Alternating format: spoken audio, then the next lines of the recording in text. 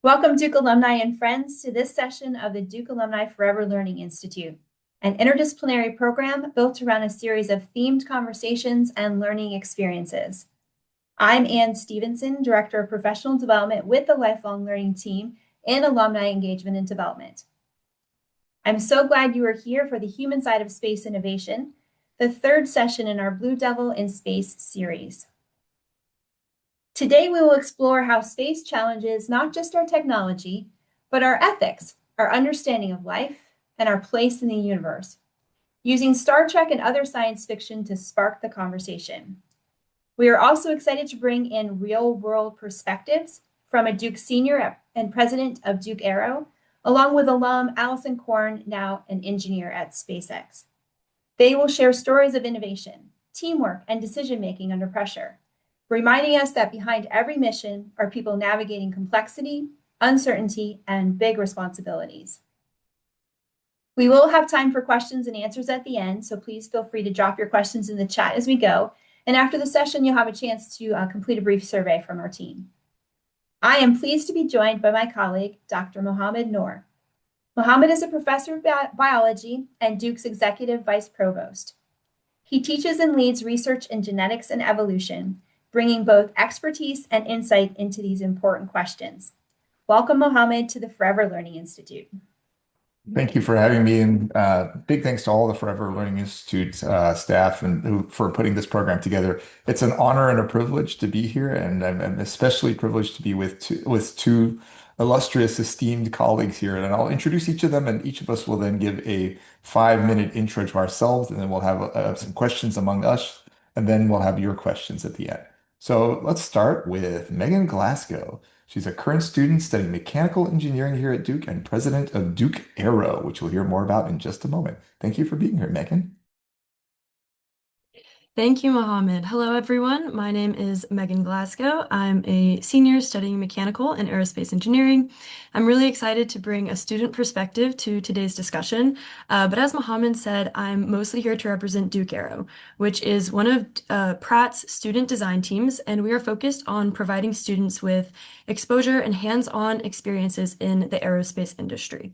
So we do a lot of networking and outreach events with our alumni, our industry connections with local high schools, but our primary focus is designing and building a high-powered sounding rocket to compete in the International Rocket Engineering Competition each year. So I'm going to share some pictures so you guys can get a reference of the size and kind of the looks of our rocket. So as you can see, our rockets are usually about 12 to 13 feet tall with a 6-inch outer diameter, and they usually weigh about 120 pounds when they're on the rail. We usually fly these rockets to either 10,000 or 30,000 feet, depending on the category of competition that we're competing in. And Duke AERO is pretty special because, unlike a lot of the teams at these competitions, we build almost every single part of our rocket in-house, so right in the Duke maker spaces on campus. That includes making our own motor, making our own body tubes, sewing our own parachutes and our own recovery hardware, and designing and manufacturing almost all of the electronics inside the rocket. AERO is also pretty special compared to other teams because we like to add additional features to our rocket that are beyond the scope of the competition requirements. So that includes a guided recovery system, canards to stabilize the roll of the rocket, and then an air brake system to control the apogee, since that is one feature that our competition is scored based on. So at the actual competition, this is a big event with usually about 150 collegiate teams from around the world, all there to learn from one another and launch their rockets. So it is a very cool experience. And again, our focus with all of this is to provide students with the skills that they need to work on engineering and real project ownership over an aerospace project. Obviously, we're not actually putting humans in space, but we're allowing students to work in the aerospace industry a bit before they go on to an actual professional career. We have a large focus on knowledge transfer and teaching relevant engineering skills, with our goal being allowing students to translate what they learn in the classroom to actually working on the rocket. So obviously you've seen a bit what our team and our rocket looks like from these pictures, but I also have some pretty cool videos to share about our launch. So first of all, here is our competition launch from a couple of years ago. This launch was to 10,000 feet. And I don't want you guys to get dizzy, so I'll move on from now. But we also have some cameras on board our rocket. We usually have just a run cam and also a live video camera. So here's some onboard footage so you can see what it looks like from our actual rocket.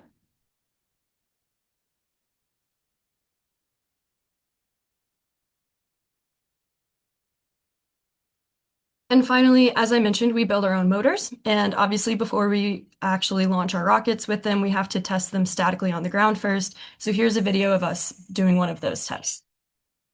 We have a custom propellant formula to give it that nice deep blue flow.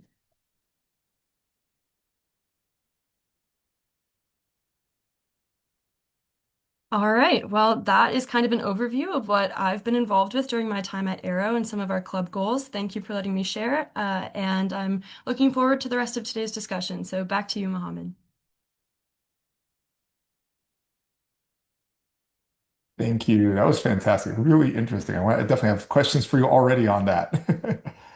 In the meantime, though, let's go to our next distinguished speaker. I'm pleased to introduce Allison Korn, who got her degree from here at Duke in 2024, currently a mission integration engineer with SpaceX. And also, maybe you can comment if you actually did AERO when you were here too. Yes, thank you, Mohammed. Hi, everyone. My name is Allison Korn. I graduated from Duke University in 2024 from the Pratt School of Engineering, and now I work as a mission integration engineer, as Mohammed mentioned, at SpaceX. So I'm very happy to be here today talking. And I also just want to mention that all ideas expressed in this session are purely my own. They do not necessarily reflect SpaceX's views or perspectives. And because of that, I will be keeping answers at a relatively high level, but I'm excited to answer questions and talk about space today. So a little bit about my space journey. I have always been interested in space. Growing up, I went camping a lot with my family, and my favorite part of camping was not the actual camping, but pulling out a telescope and looking at the stars. I was always really fascinated by space and what's out there, kind of the unknown of the vast expanse that we have, and really wanted to explore more of that. So in high school, when I realized that I was really interested in science and math, that led me to go, like, how can I look for a job that will get me working in the space exploration realm? And eventually led me to engineering. So I enrolled at Duke in the engineering program. I majored in mechanical engineering with an aerospace certificate, as well as minors in physics and Spanish. And getting to do mechanical engineering as well as the aerospace certificate, I think really did a good job of rounding out my aerospace education, which I can talk about a little bit later. But while I was at Duke, I got to get exposure to a lot of different aspects of projects and classes that prepared me for the aerospace industry. Not only my engineering classes, but also clubs. For example, Duke AERO, which Megan just gave a great presentation on. I was a part of Duke AERO for 3 years, as well as on the leadership team for that, and got to go to a lot of competitions and meet people from around the world, talk to companies, representatives from the aerospace industry who were really inspiring and encouraged me in pursuing my aerospace career. I think Duke AERO had a lot of really good mentors that were very pivotal in me being successful like I am now, giving me great advice. They had already gone on to have internships and jobs and were willing to pass on that knowledge to me. So that was super helpful in just learning what the aerospace world looks like, what are the opportunities out there. And then in addition to that, I got to work with the Aero Elasticity Lab doing research there, and worked on a couple other projects, including an EGR 190 project and a drone project. So really just trying to throw myself at any potential aerospace opportunity I could get. And I also got the opportunity to intern at Boeing for 2 summers and figure out what a professional corporate engineering world looks like. Because I think a lot of times it can be hard as a student to grasp what a 9 to 5 job as an engineer actually is. And so getting to go and have that experience and learn from professionals was super helpful in figuring out what I actually wanted to do with my life and what kind of engineering position I saw myself in the future. And that led me to SpaceX, where I am currently. So I've been out in Hawthorne, California, which is in Los Angeles, for the last year and a half about. And my first role that I had here, that I had for a year, was a propulsion engineer. So I worked as a valves manufacturing engineer in our valves factory. I was responsible for the design and implementation of manufacturing planning and test planning. The valves factory we have here, because we launch multiple times a week, is a very high rate facility. So we're putting out hundreds of valves every week. It's a very fast paced facility. So if you've ever worked in manufacturing, you know that a lot of times things don't always go according to plan. There's mistakes that can happen. There's things that you think are going to go well, and then you test them and then they don't. So every day I showed up to work and it was a new problem to solve, very fast paced, trying to get the valves out, but in a very safe and a very reliable manner. So every day I was asking, how can I make these valves more reliable, build more, test more efficiently, but also ensure that we are maintaining the same levels of safety and integrity in our builds. So that was really fun. I got a lot of exposure to a lot of really deep technical problems and was basically the owner for 9 valves across our stage 1 and stage 2 engines for a year. So whenever there was a problem, people would come to me, ask me about them, and I was responsible for being able to give them the technical information they needed on those valves. So a lot of responsibility very quick, but you definitely learn a lot when you're thrown into that. So I'm really grateful for that technical experience. And then now I am a mission integration engineer for our NSSL team. That's the National Security Space Launch Team. So I interface directly with our government customers to put their payloads on the rocket. The way I describe it is they come to us and say, hey, we want to launch something on a SpaceX rocket. And then I work with them specifically on the Falcon 9s and the Falcon Heavies to draft the contract to put their payload on the rocket, go over the testing plans, make sure that what they've designed and built actually meets our requirements so that there'll be no issues with like the launch environments or anything like that. And then I meet with them every week to go over analysis, look at all of the different technical aspects such as thermal analysis, radiation analysis, GNC analysis, any sort of environment or condition, vibrational analysis that we need to do, making sure that they meet all of that and they're prepared for that. And then I get the opportunity to go down to the actual launch sites and work with the customers on the week leading up to launch to integrate their payloads onto the rocket, and then also sit on console with them to launch the rocket, which has been such a fun experience. I got to be down there for the GPS 3.8 launch back in January, if you are familiar with SpaceX's launches and saw that one.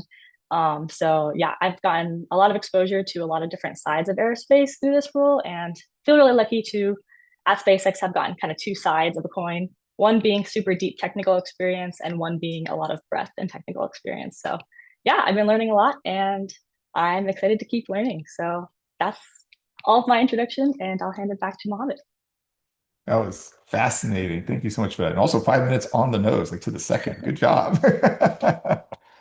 Well, unlike our esteemed guests here, I do not do anything with rocketry whatsoever. As you heard, I'm somebody who specializes in genetics and evolution in the biology department. So you may be wondering, what the heck is he doing here?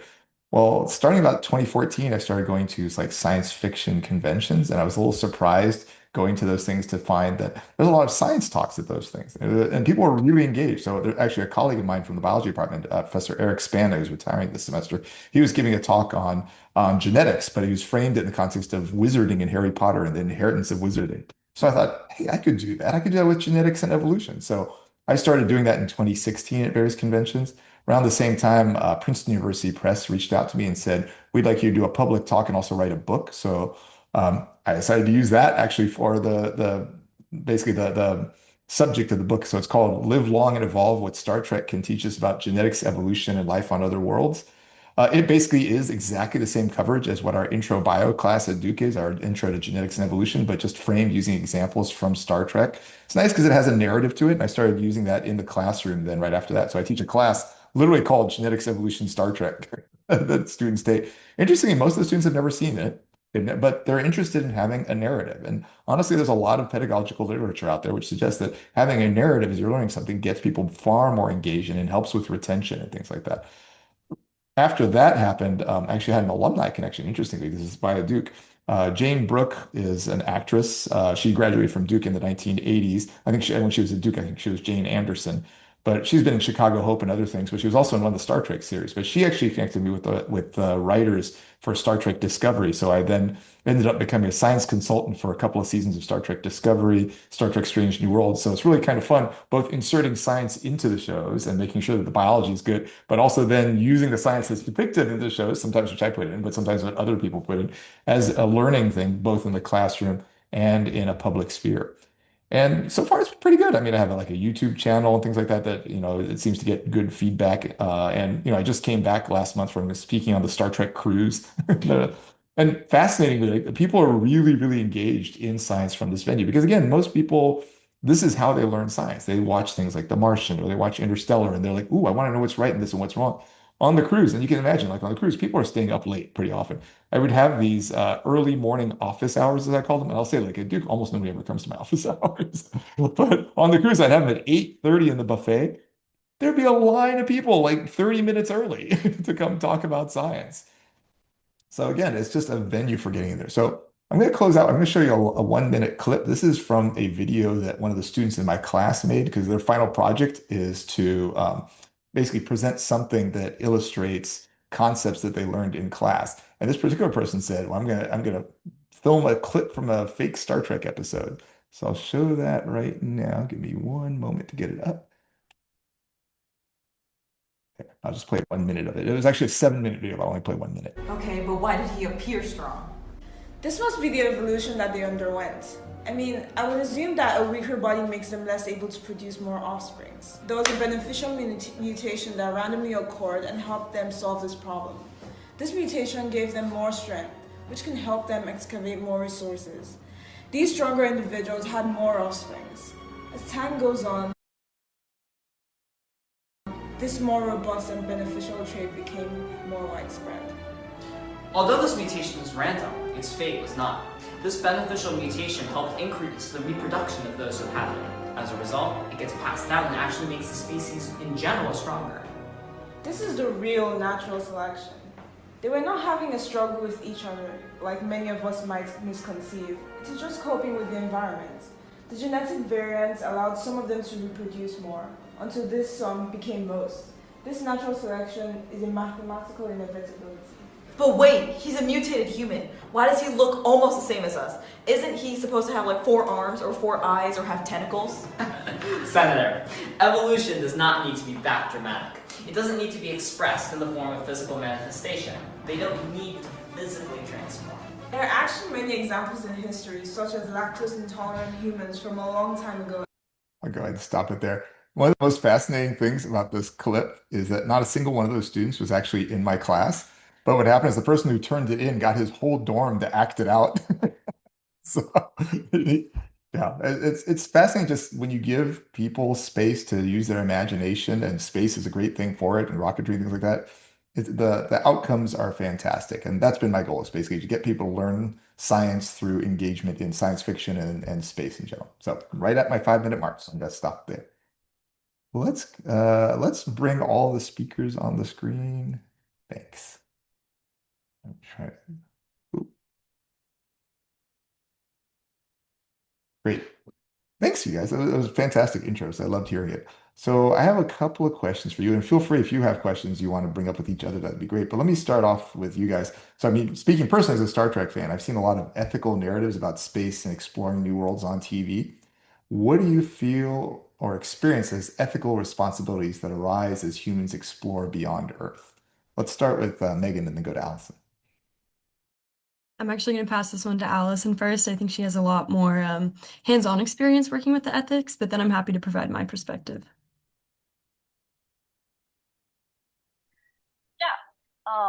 A couple of examples that I can think of that pertain directly to my role. A core principle of my work is increasing access to space. I think a big question that people have is who gets to go to space? How do we get more people to space so that everyone can get the same opportunities to explore, put things on different planets, get satellites up there, etc. So a lot of what I do is trying to reduce launch cost as much as possible to get as many people up there. So SpaceX is we have a lot of different customers. We ensure that all different groups of people get to go to space, from NASA scientific projects such as the Roman Space Telescope to defense agencies like our Space Force, to satellite companies, to even other countries' satellites and independent projects. One of the cool initiatives that we have is our rideshare program that's been expanding. So rather than a company having to pay for their own launch, we can take a bunch of different companies and put them in a single payload stack on a single launch. And then the cost of the launch is split among all of those various companies, which makes it possible for smaller companies that might not have in the past been able to get to space because it was too expensive for them. Now they get the chance to actually go. And you see a lot of newer and smaller organizations that maybe want to try a moon lander or maybe want to try to put a small sat into space are getting to do that and try new experience and get new data, which is really exciting.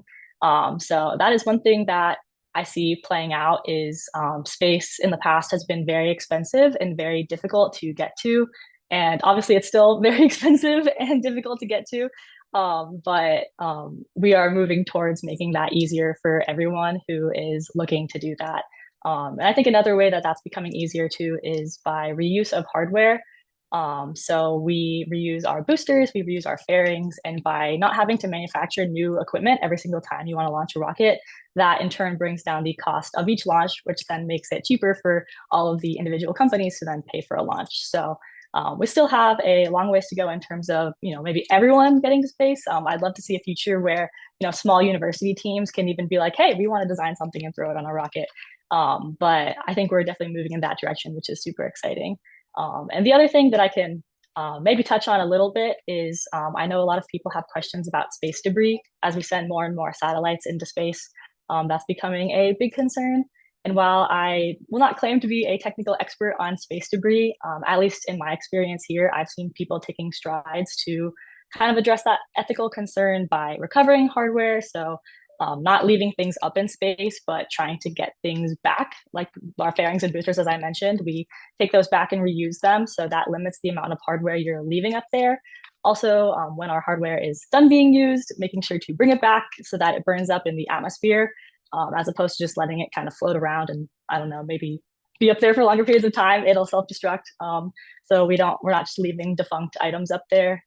And finally, it's really interesting that I've seen since I've been here, all of the collision avoidance analysis that goes into sending things into space. So every single satellite we send up there, every single payload, we do a lot of analysis, GNC analysis on it, making sure that, hey, what's already up there? What is this trajectory? How are we going to make sure that we aren't going to collide and then cause a lot more debris? So usually satellite companies, when they launch something, will have to submit the locations of their satellites to a public satellite monitoring record. And that allows everyone in the world to make sure that, hey, like we're all not going to bump into each other. So I think a big part of ethics moving forward is going to be people continuing to collaborate on that front and sharing information with each other so that we can continue to not collide into each other and limit the amount of space debris. I love it. I especially love the rideshare piece. It's like, Uber Rocket. So that's Exactly. fantastic. Megan, please, your thoughts. Yeah, the biggest thing that comes to mind for me, and adding on to Allison's answer a little bit, is the funding. As Allison said, space travel is very expensive, so then that raises the ethical question of where do we focus our funds, even just within the space world, especially are we allocating enough funding to keeping people safe as we travel, and versus being very aggressive with our designs and with our exploration to potentially learn more and explore more. How much funding are we dedicating to the safety and then also just to the aerospace industry and to space exploration as a whole, especially when that funding comes from the government? So in addition to the AERO team, I'm also in Air Force ROTC. So this May, I'll commission as a second lieutenant in the Air Force. So I have a bit, obviously not an expert, but as I've been training, we train side by side with Space Force cadets. If you're in the Air Force ROTC program, you can either commission into the Air Force or the Space Force. Obviously, the Space Force is very new. And this has been a big effort by the Air Force and by the US government as a whole to increase our satellites and cyber warfare, including our exploration of space. So obviously the defense budget is quite large, and a large part of that recently has been going to space. So I think that has been very interesting to see from the ROTC perspective, and again raises the ethical question of how much money are we and should we be committing to space exploration. I love that. Actually, it's interesting. The takes you guys had on it were very different than the take I would have on as a biologist. Because I mean, my focus would be much more on, for example, the contamination aspects. So for example, obviously we don't want to contaminate Earth with something bad. And there's a group here that I forget what it's called, the Committee on Space Planetary Research, Planetary Protection Committee, or something like that. And they set standards for what's allowed to come back, but also the other direction that we don't want to introduce E. coli or other, bacterial life onto Mars or onto Europa or things like that. And you might remember that that's why the Cassini spacecraft was intentionally burned up into Saturn, just to make sure it didn't accidentally introduce, some life from Earth onto other places. And all our spacecrafts have bits of, spores of microbial life. We can't 100% decontaminate anything that's going up into space. So fascinating. But Megan, you raised a good question in the context of safety, and I'm gonna first direct this over to Allison, though. As space exploration and associated rocketry are contemplated, this comes, of course, with the knowledge that you're putting people into really, really dangerous conditions in many respects. You got cosmic rays exposure, sensitive equipment needed for basic functions like air and water. You have social isolation and more. What are some of the safety considerations that you think about the most, or what keeps you up at night? And have you had any surprises about things you didn't expect to consider? Yeah, that's a great question. I think I have really enjoyed coming from the commercial aviation part of aerospace, now in the more like space focused side of aerospace, getting to see the similarities between the two in terms of safety priority. Obviously, when you're working at a commercial aviation company, they're going to tell you that safety is paramount because your engineering is supporting hundreds and hundreds of people every day on a plane who are trying to get from point A to point B. But I didn't realize that it would be so similar when I got to a rocket company as well, because as we move towards more commercial space and we're increasing the amount of astronauts that we put on our rockets and are sending up for various missions, that effectively is a commercial mission that's kind of the same as a plane, where you have real people trying to get from point A to point B, and you were concerned about their lives and safety. So one of the big questions, or big things that I was told when I got here was, okay, you're given a lot of ownership. You are responsible for this hardware. You are the one determining whether it's going to go on the rocket or not. So every time you sign a ticket, every time you say this is good to go, you need to think, as I'm sending this off, would I be comfortable with my mom flying on a rocket if this hardware is on it? Or hey, like if I say that this thing is fine, like if my family was going to be relying on this one piece of hardware, like would I trust it?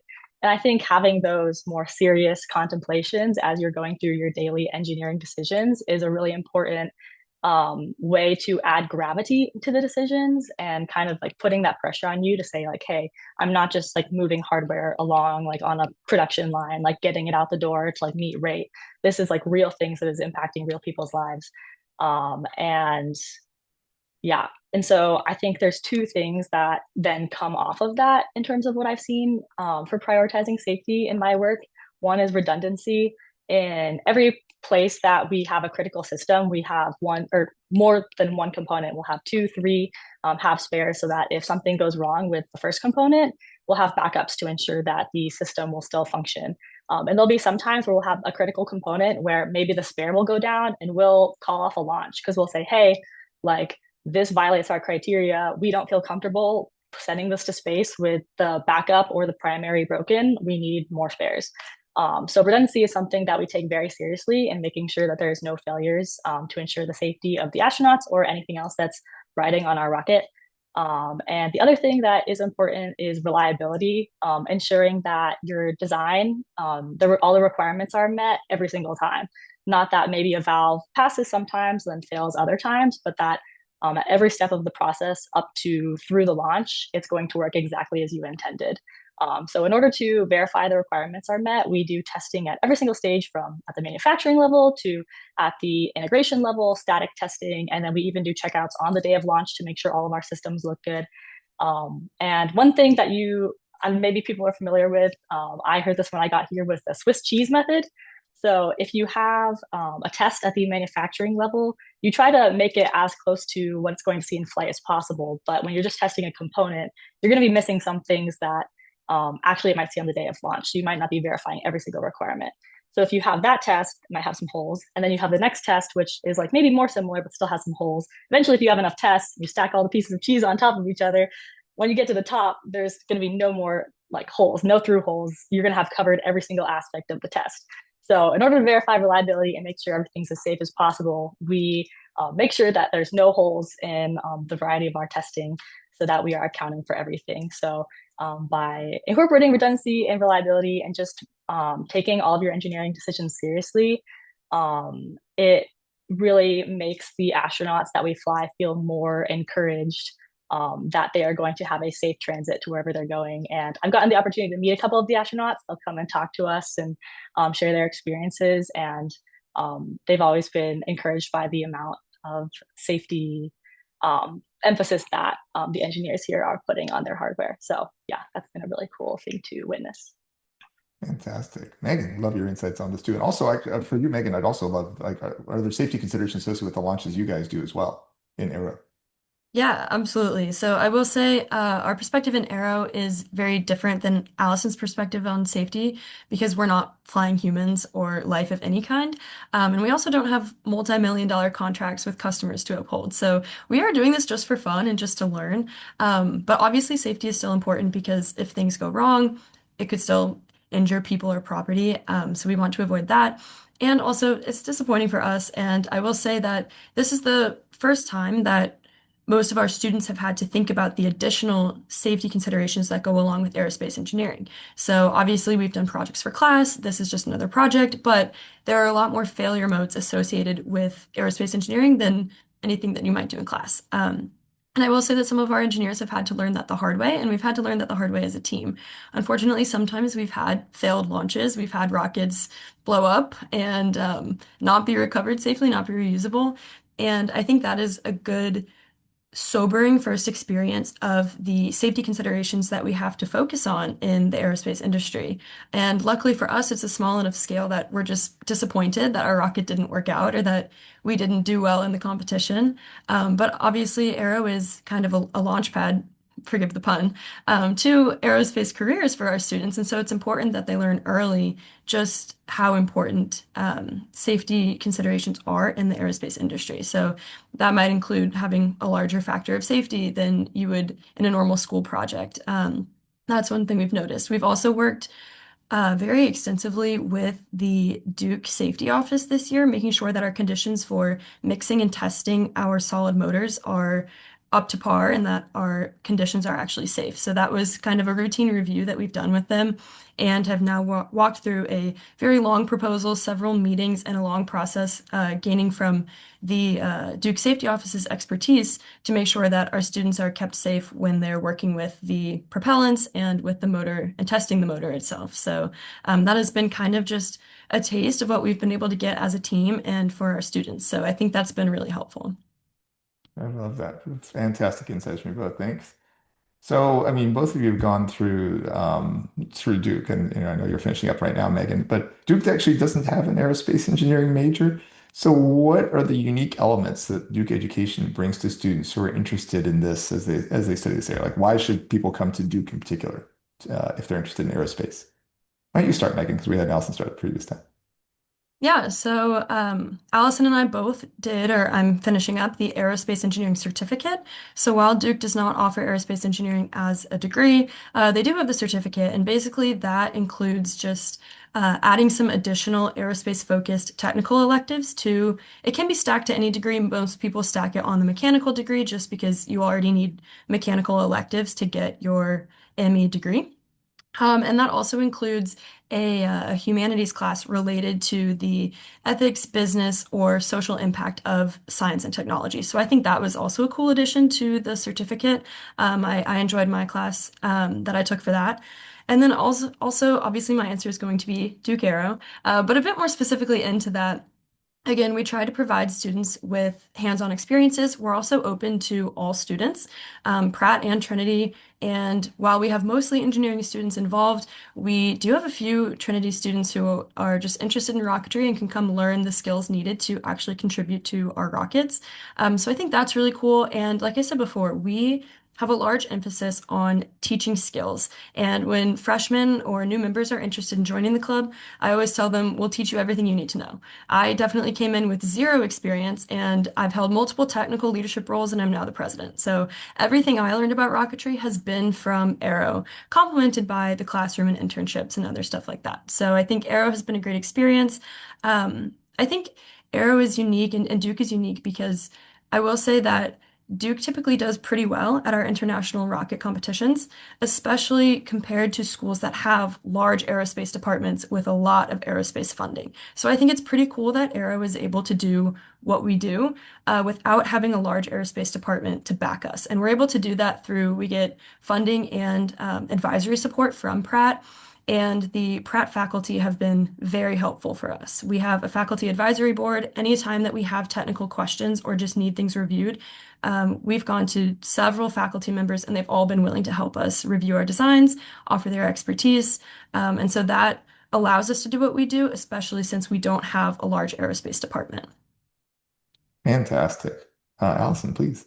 And especially did AERO help you get your position?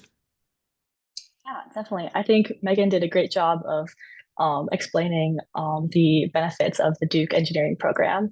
I definitely see similarly the two kind of like separate things that Duke has provided me, which is one, the classroom experience, and two, the project experience. The classroom experience was really helpful in terms of providing me with the fundamentals I need to do my job. So even though we don't have an aerospace engineering degree, taking classes like thermodynamics, fluids, heat and mass transfer, mechatronics, statics, those all provide you with the building blocks that you need for your aerospace education.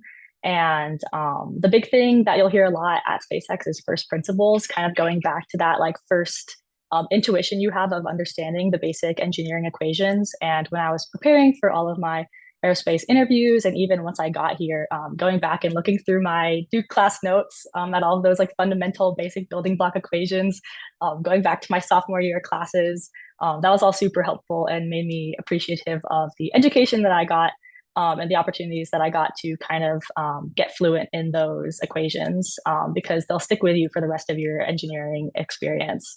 And interestingly enough, most of my colleagues here didn't get aerospace engineering degrees. They did a different engineering degree and then applied that to their love of aerospace. So I think that the good thing about Duke is that you can get a general degree, but then choose to focus it more with the aerospace certificate, getting to take those more focused classes. And also with the rise of aerospace interest at Duke, there's been more EGR 190 offerings or more clubs popping up or more senior design projects focused on aerospace. There's a lot more budding aerospace opportunities, which is really exciting to kind of get that focus and specialization while also getting your broader engineering fundamentals. And yeah, with that, the project experience at Duke is very strong. Like Megan mentioned, definitely partial to Duke AERO. That was a great experience and getting a lot of very hands-on aerospace experience and just learning and getting to go talk to people in the industry. But there's lots of other ways to get involved on campus, like if you do like SEDS or like the AMA Drone Club or getting involved in EGR 190, independent research, research with the Aeroelasticity Lab, or just a fun project that you want to work on in the collab or some other makerspace on campus. There's so many ways to get involved and really own a project from start to finish, and getting that hands-on design, build, test experience is super valuable in an aerospace environment. So I'm really thankful for the resources that the Duke Engineering program provided and getting me to where I am today. That's awesome. Thanks. Quick reminder for folks in the audience too, if you have questions, feel free to put them in the chat and we're going to get to the audience questions in just a little bit. But in the meantime, I mean, Megan, you raised a good point too about skills. So thinking about folks who don't follow, for example, in Allison's footsteps and go straight into an aerospace engineering degree, what are some of those skills that people pick up and how are they applying those? I'd love to hear your thoughts on that. Yeah, so Allison mentioned this a bit at the end of her last answer, but I think the most prominent skill is project ownership. A lot of employers want to see this, a lot of higher education advisory committees want to see this. If you have been able to walk a project from cradle to grave, is what they say, being able to come up with the original initial designs, analyze those, work with people to revise those if need be, actually build it yourself or with help, and then analyze and test that and iterate on that if needed. I think that is a huge skill that obviously we get in the classroom with our projects, but this is just another way that students can access that from AERO. And I think the biggest example of this that comes to mind is one of our members this year who is the team lead for our propulsion team. So he's responsible for creating the motor. And he is getting a mechanical engineering degree, but he's also pre-med. So not only will he not be getting a job in aerospace engineering, but he'll be going to medical school and being a doctor. So even though that's the case, I think that he would still agree that his role has been very rewarding, that he's learned a lot of skills that will still help him in medical school with from the AERO team. And so again, project ownership is a big one, being able to walk that project through and then kind of summarize what you've learned. And then I know we're going to talk about teamwork later, so we'll hold off on that. But I think also another big one would be responding to failure. That's an interview question that I've gotten a lot in my interviews, but again, very relevant in just everyday life, academics, and in a career. Being able to come back from a failure and summarize what you've learned, what you need to do differently, and then still having the perseverance to come back and make an even better version the next time and continue working on that and testing. Obviously, like I said, we've had failures in AERO, and I think we do a good job of teaching members how to respond to that. So those are the two big ones I'd say is responding to failure and project ownership, but I'm sure Allison could add some more. Please, Alice. Yeah, I definitely agree with both of those. I think two more that stick out to me are one, presentation and writing skills. I think a lot of engineers maybe aren't as familiar with being able to write eloquently and defend their ideas, but in AERO, we have to submit technical reports to the competition organization that we are competing in, as well as present our ideas at design reviews throughout the year. And so when my experience having to get up there in front of a large audience and present the idea that I've been working on and then answer people's questions at me, like, why did you design this? Why did you do this? Is something that happens in the corporate world. And you always have to be able to be ready to defend your ideas and explain them clearly. So I think that was a super beneficial practice in AERO to be able to prepare for the real world. And the other thing that I can think of is creating a schedule based off of a very far away deadline. I think based on my experience in AERO, you're given, hey, you're going to have to launch this rocket at the end of the year. And there's maybe some, submission deadlines in the middle. But for the most part, like if you're the leader, you're responsible for figuring out how we're going to meet all these like mini deadlines to get to the actual deadline. Because you can't procrastinate such a big project until the very end. And in my current role, working on missions, I'll get assigned a defense mission that's launching 2 years from now. And so how do you make sure that you're meeting all of the necessary deadlines for test and integration and planning and readiness reviews in those 2 years so that you're not falling behind, but then also not doing too much to prepare too early. So I think figuring out how to manage your time over a time span is something that AERO also provides you with the tools to do. That's great too. I mean, that idea of breaking down complex problems over years is fascinating too. So, Megan, you alluded to the second to last question, which is about teamwork. I mean, obviously, like when rocketry is actually happening in terms of like people traveling, lives are at stake.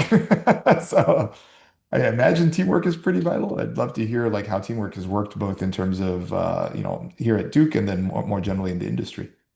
Allison, do you want to start this one since Megan started the last one? Sure. Yeah, teamwork is very important in all aspects of aerospace. I don't think there's a single day I go where I'm not working with some sort of team. Specifically, as a valves engineer, I worked with two other counterparts for my hardware. So I was the manufacturing engineer for like the valves that I owned, but I also worked with reliability engineers and responsible engineers who also owned the same hardware that I did. And so anytime there was an issue that maybe required more knowledge of how does this component fit in with the fleet, or how did it perform historically, or maybe how was this component designed? Anytime I needed to pull in that knowledge or get other people's insights, they would come and we'd all work together, maybe figure out an issue together, sign a ticket together. So there's lots of sharing of ideas, going and getting other people's buy-in, convincing people that your idea is good and getting them to sign off on it. Lots of working with other people. And I think two of the big things that play into that are gaining people's trust. So showing them that you respect them, that you are capable, that you're willing to learn, and that you value their time, I think are all very important things. So they know you're not just there to ask them questions that you haven't researched before, or give them things that aren't priority, but that you are being conscious of their own bandwidth and willing to work with them on that. And I think too, being willing to make compromises in order to find the best solution forward. A lot of times, maybe you can come into meetings and you each think that you have a specific best way forward. But sometimes you have to be willing to let go of something in order to work with other people and then get a path forward, which I've gotten a lot of experience with in my meetings where I'm working with customers who all have very valid concerns about the payload that they're launching and want to make sure those concerns are seen. So how do I, as a launch provider, ease those concerns while also making sure that the engineers at SpaceX concerns are also represented? So lots of kind of conversations that interplay with that. But yeah, constant working in teams. So would definitely highlight the importance of that. Thanks.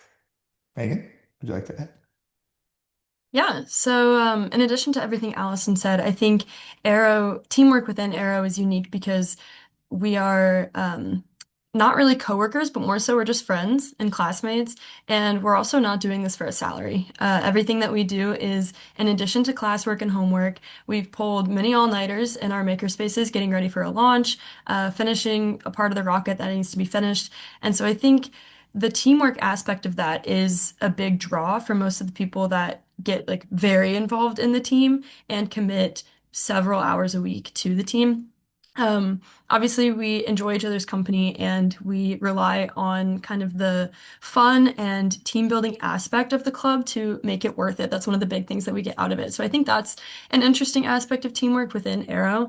I can also speak a bit about kind of the experience of integrating a rocket with a much smaller team. Obviously, Allison's rockets that she works on at SpaceX are with probably hundreds of people being involved in some part of the design and analysis of the hardware. For us, it's usually about like 10 to 20 students who are very involved in the integration of the rocket. And so it's a much more intimate type of teamwork and integration in a way.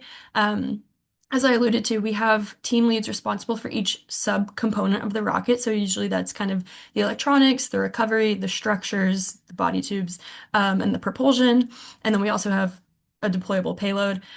So all of those teams have to work together as we are actually assembling the rocket, which is a lot harder than it looks, and takes a lot longer than you expect. Even after 4 years of doing it, it always takes me longer than I think it's going to actually get the rocket together. It seems like it would just piece together really nicely. It's just a bunch of cylinders, but it is so difficult, first because we pack everything in there so tightly because we have a lot of stuff in the rocket because like I mentioned in my intro, AERO specifically is always adding extra kind of cool features to our rocket. So there's a lot in there. And then it all has to be very well toleranced to actually fit together and be stable and be able to withstand all of the high forces that it's going to experience during flight. So that takes a long time when you're actually assembling it before a launch. And then all throughout the year, like Allison talked about having a long design cycle, we do one rocket per year.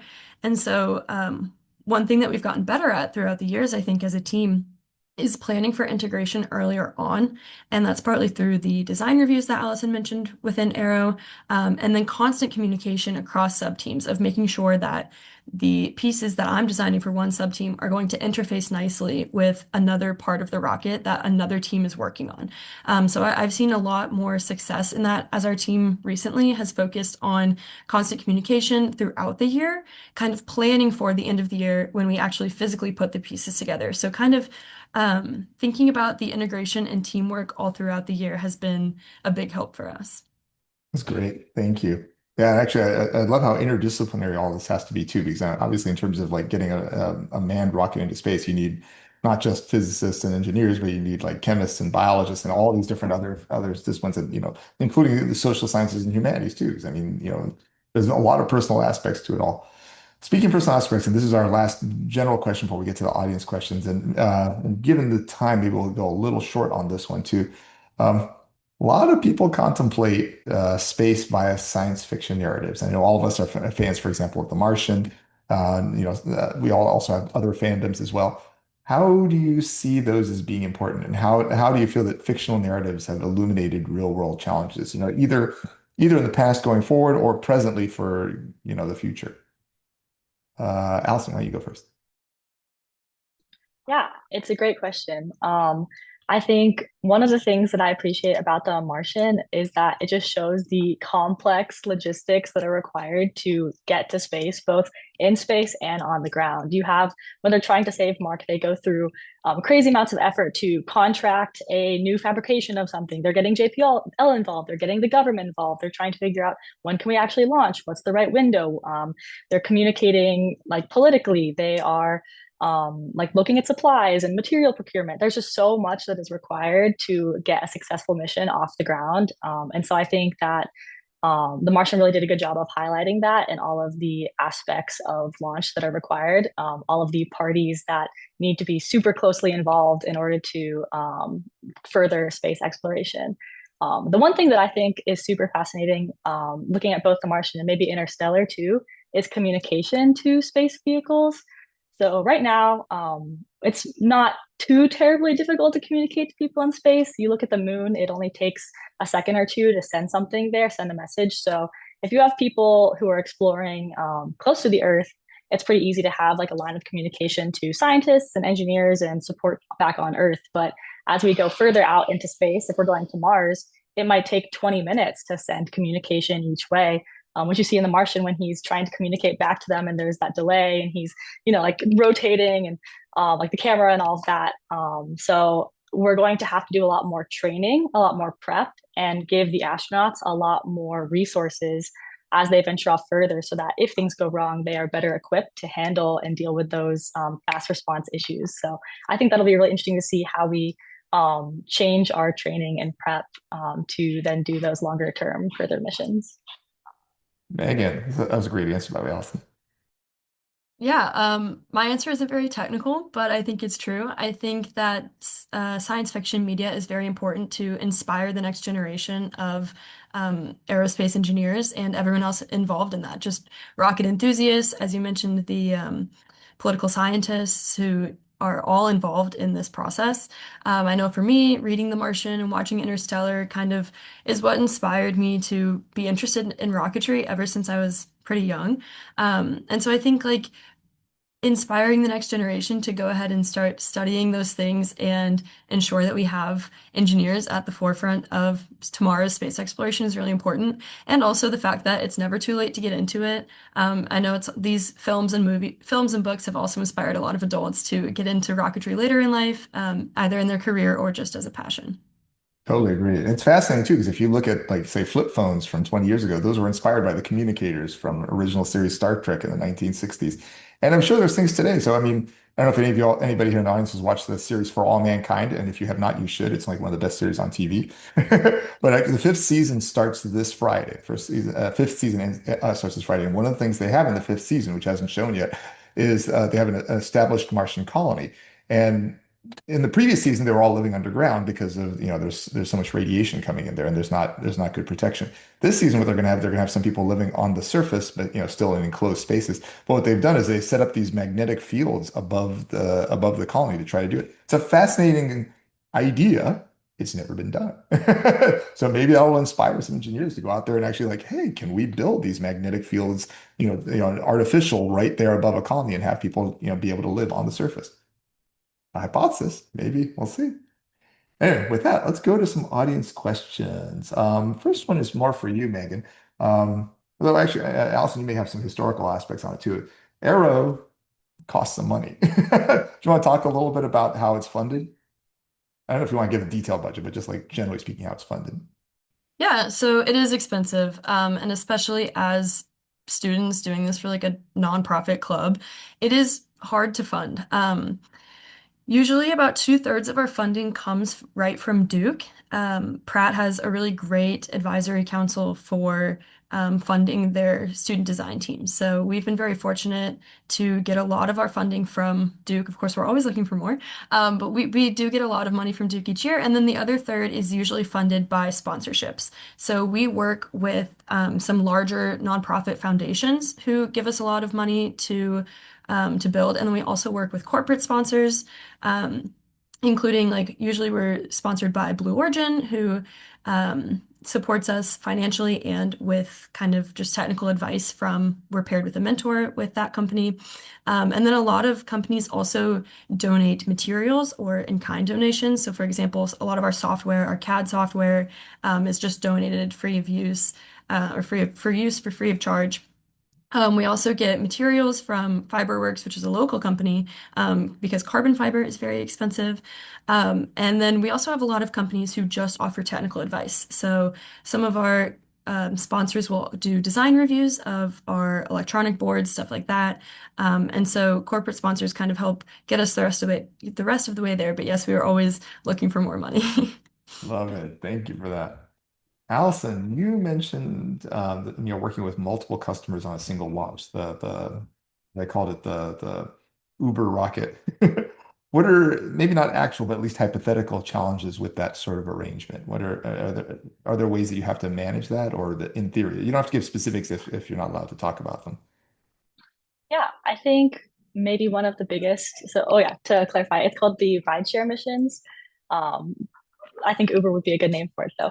I think one of the biggest considerations is when you have many different companies who all want to put a satellite into space on a rocket, they might have different things that they want, different requirements, different standards for certain like things like cleanliness or how long it can be sitting out or like what are the loads that it can see.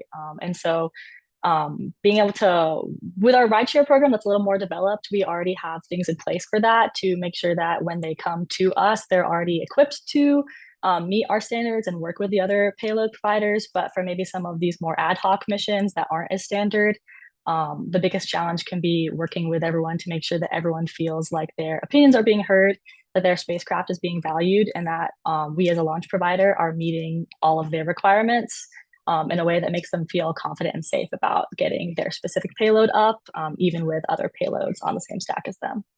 Love it. I'll do two more questions in the interest of time. So we have about 3 minutes left. So for both of you, what are some of the most relevant engineering classes for Duke Aero or for going into aerospace engineering more generally? It really depends on kind of which area you choose to focus on for your career. Specifically for me, I really enjoyed our mechatronics and our controls classes. Obviously, if you're going to be working on control systems, like on our rocket, we have a couple different control systems, including our air brakes, guided recovery, and canards. So those classes have been very relevant for that. I'd say kind of overall, the most relevant would just be statics, being able to determine failure modes and needed factors of safety, especially because of the crazy aerodynamic forces we plan to experience in flight. And then, of course, if you're going to focus on propulsion, then fluids and thermodynamics are very relevant. I'm taking a class right now on compressible fluids, so that adds a whole different, realm of complicated equations. So it really depends, but those are just some examples. Alice, anything to add or? Yeah, I would second that it really depends. In college, I definitely considered myself more of a structures person. And then I got to my first job and it was very propulsion fluids based. So I was going back and using fluids knowledge that I did not expect to be using as much as I was. So I think, yeah, it really depends on how you end up applying it. There's even been specific situations in my current job where I'll have to look at damping and go, oh, I remember learning this in dynamics like 3 years ago.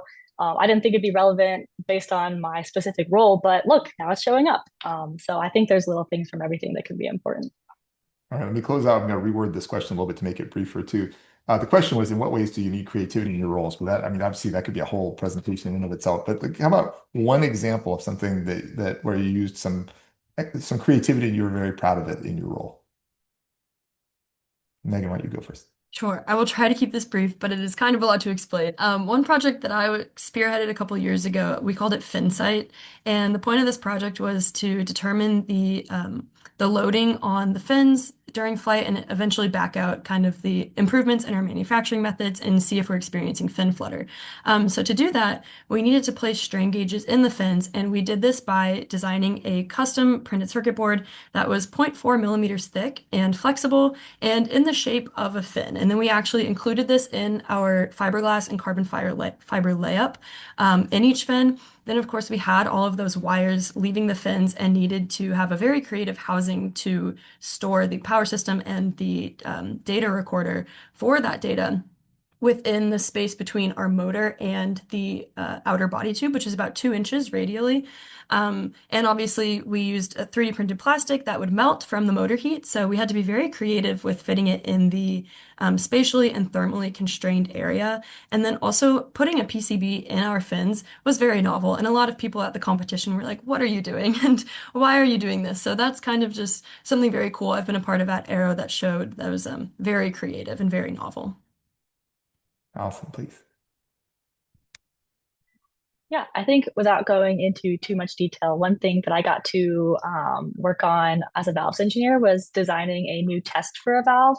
So basically looking at how we previously tested it and then taking that and making it better by maybe removing things that were old and outdated, adding things that would make it more reliable. I got to design a new set of tooling using CAD and getting to use our 3D printers and iterate that until it was easy for the technicians to use and make the test as efficient and quick and easy to operate as possible. So there's a lot of opportunities for creativity in terms of how do we make things better and how do we design something that hasn't been done before but will make this process more efficient. So I got to then see directly the results of that in the technicians who were using the test then came back and could tell me like, hey, we really like using this. It's really easy. And or they could give me feedback and say, hey, can you help us like design this like tooling to be like a little bit different? And getting to work with them is super rewarding. And I think a fun exercise of creativity, both for me and also getting to pull in different opinions and factor into that design as well. I love it. Oh, you absolutely inspiring. I mean, several people in the chat have written how inspiring both of y'all are. So kudos. Thank you for doing it. It's an honor to be here with you. Big thanks also to the Forever Learning Institute for having us on this and for hosting this function. So 2 thumbs up. Wonderful. Thank you, Megan, Allison, and Mohammed for a great session, and to our audience for joining us today.